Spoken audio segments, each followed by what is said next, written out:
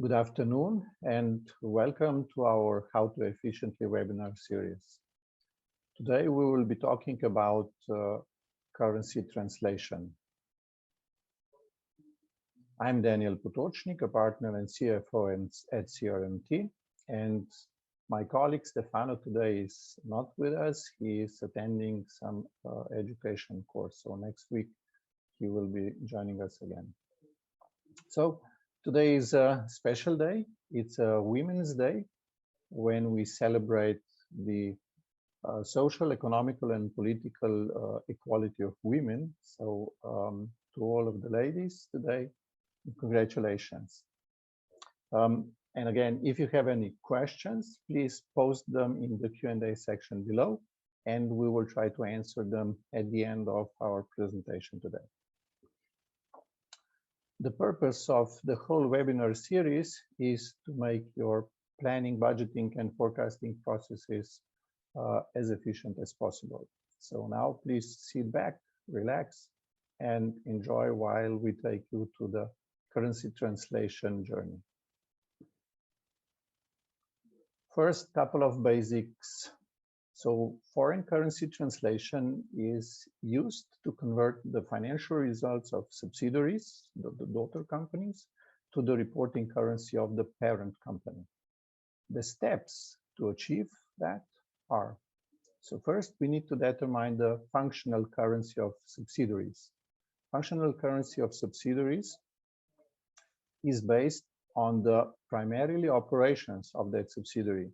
So we are talking about local currency if the company or the subsidiary is primarily operating in the local country. And the functional currency might be the same as the parent company currency if the subsidiary is mostly operating with parent company alone. And then we're talking also about reporting currency. The reporting currency is usually defined as the currency in which the parent company is reporting their financial results.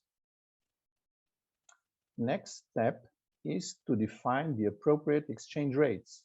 So, of course, we need to define the end of period and the transactional exchange rates for each functional currency that we are translating from.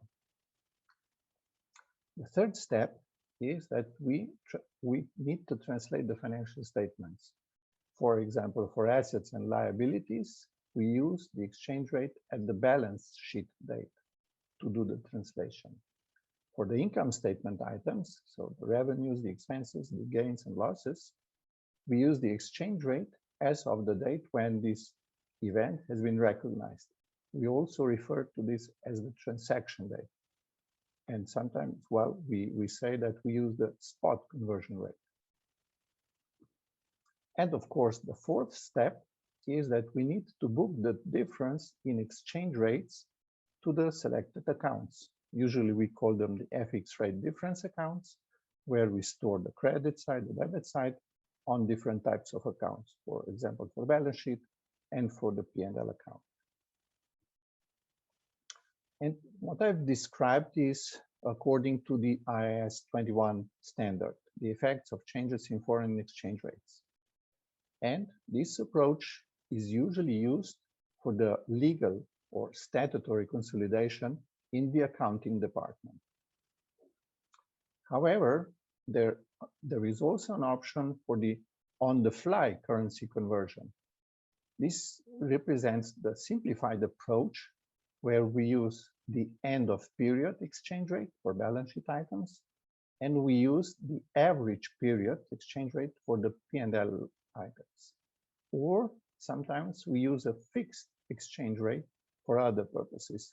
In this example, to assess or to define the transfer prices. If we are lucky enough to have a tool that can also support us with a smart approach, where the tool decides which exchange rate to use based on the account. If the account is balance sheet account, it will use the end of period exchange rate.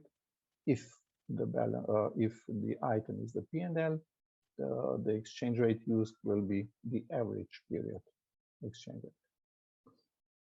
This approach, so the simplified or the smart approach, is usually used for the management, for decision making, and for the controlling purposes.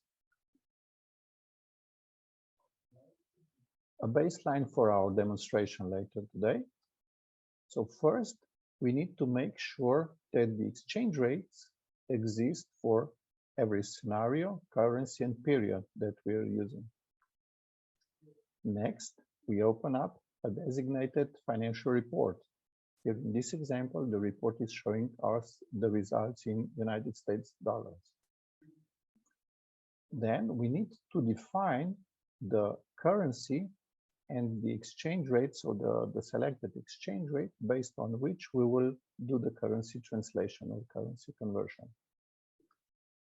And the fourth step is we check the results. In this example, we change the numbers or the financial figures from US dollars to euro currency. Okay, let's switch to the demo.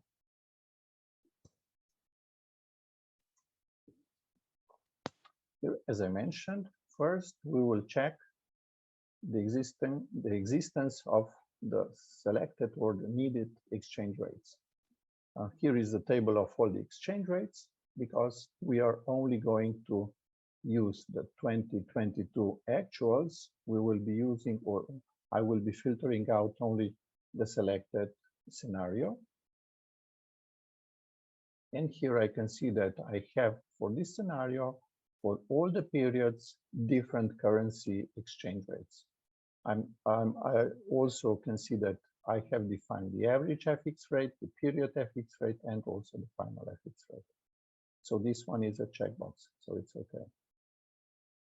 Then the next step is we need to go into the report. For this demonstration, we will be using really simple report.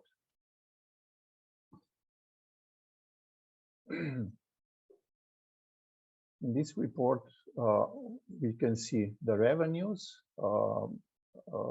by month and some expenses, employee expense, fixed operating expense, variable operating expense, and some other expenses.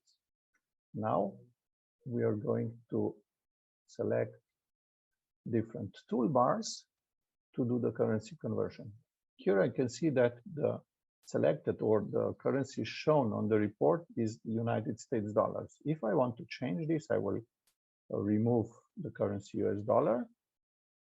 From the list on the left-hand side, I will select euro, put it on the report, and select some additional parameters. So here I will select the on-the-fly conversion.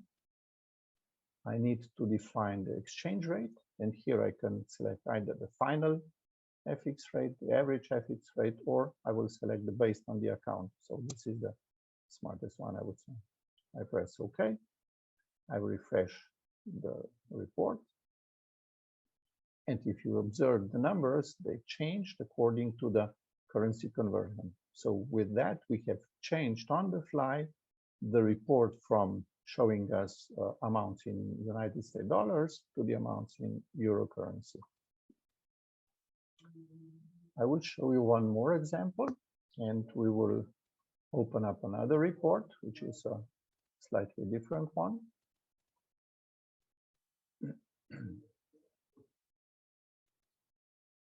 In this example, we have two sheets on the report. The first sheet is income statement, and the second sheet is the balance sheet statement. We will go to the income statement. In this case, in this type of report, the task or the job is slightly different. We open up a filter panel, and we can see that the currency shown on the report is euro currency. I can select from the drop-down list. In this case, I will select the United States dollars, and then refresh the numbers. Observe, for example, the sales revenue, which is 17,104,000 and something. And I will just refresh the data.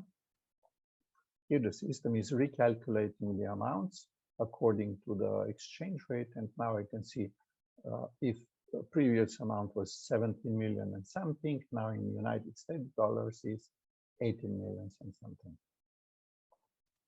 Okay, enough with the demonstration. Let's go back to the slides.